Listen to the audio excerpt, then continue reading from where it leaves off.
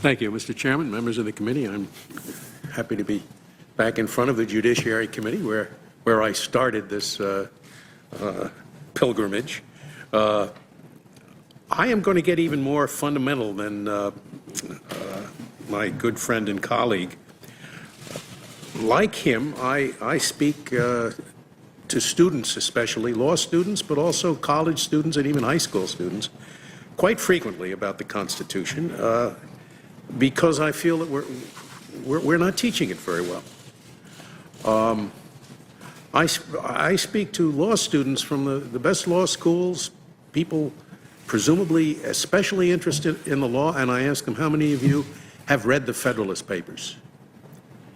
And well, a lot of hands will go out. No, not just number 48 and the big ones. How many of you have read the Federalist Papers, cover to cover? Never more than about 5%. And that is very sad. I mean, especially if you're interested in the Constitution. Here's a document that says what the framers of it thought they were doing.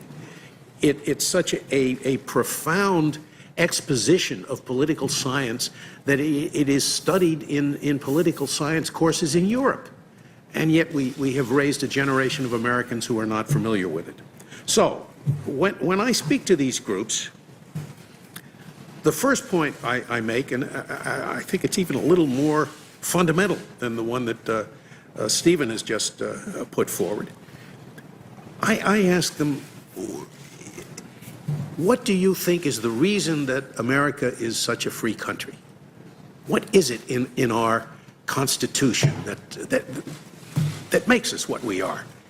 And I guarantee you that the response I will get, and you will get this from almost any American, including the woman that he was talking to at the supermarket, the answer would be freedom of speech, freedom of the press, no unreasonable searches and seizures, no quartering of troops in hope, those marvelous provisions of the Bill of Rights. But then I tell them, if you think that a Bill of Rights is what sets us apart, you're crazy. Every banana republic in the world has a Bill of Rights. Every president for life has a Bill of Rights. The Bill of Rights of the former evil empire, the Union of Soviet Socialist Republics, was much better than ours. I mean it literally. It was much better. We guarantee freedom of speech and of the press. Big deal. They guaranteed freedom of the speech, of the press, of street demonstrations and protests, and anyone who is caught trying to suppress criticism of the government will be called to account. Whoa, that is wonderful stuff. Of course, just words on paper. What our framers would have called a parchment guarantee. And the reason is that the real constitution of the Soviet Union, you think of the word constitution, it doesn't mean a bill, it means structure. Say a person has a sound constitution, has a sound structure. The real constitution of the Soviet Union, which is what our framers debated that whole summer in Philadelphia in 1787. They didn't talk about the Bill of Rights. That was an afterthought, wasn't it? That constitution of the Soviet Union did not prevent the centralization of power in one person or in one party. And when that happens, the game is over. The Bill of Rights is just what our framers would call a parchment guarantee. So the real key to the distinctiveness of America is the structure of our government. One part of it, of course, is the independence of the judiciary. But there's a lot more. There are very few countries in the world, for example, that have a bicameral legislature.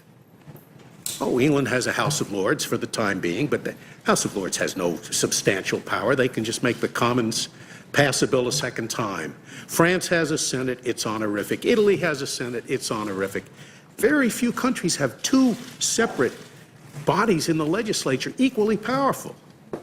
That's a lot of trouble, as you gentlemen doubtless know, to get the same language through two different bodies elected in a different fashion. Very few countries in the world have a separately elected chief executive. Sometimes I go to Europe to talk about separation of powers. And when I get there, I find that all I'm talking about is independence of the judiciary. Because the Europeans don't even try to divide the two political powers, the two political branches, the legislature and the chief executive. In all of the parliamentary countries, the chief executive is the creature of the legislature. There's never any disagreement between them and the prime minister, as there is sometimes between you and the president. When there's a disagreement, they just kick him out. They have a no confidence vote, a new election, and they get a prime minister who agrees with the legislature.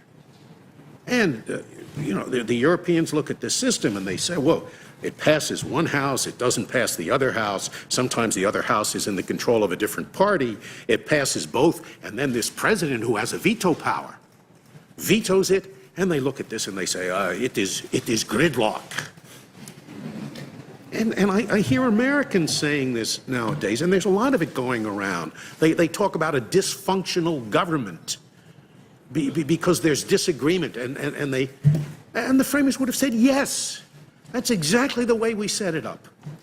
We wanted this to be power, contradicting power, because the main ill that beset us, as Hamilton said in The Federalist, when he talked about a separate Senate. He said, yes, it seems inconvenient, but inasmuch as the main ill that besets us is an excess of legislation, it won't be so bad. This is 1787. He didn't know what an excess of legislation was.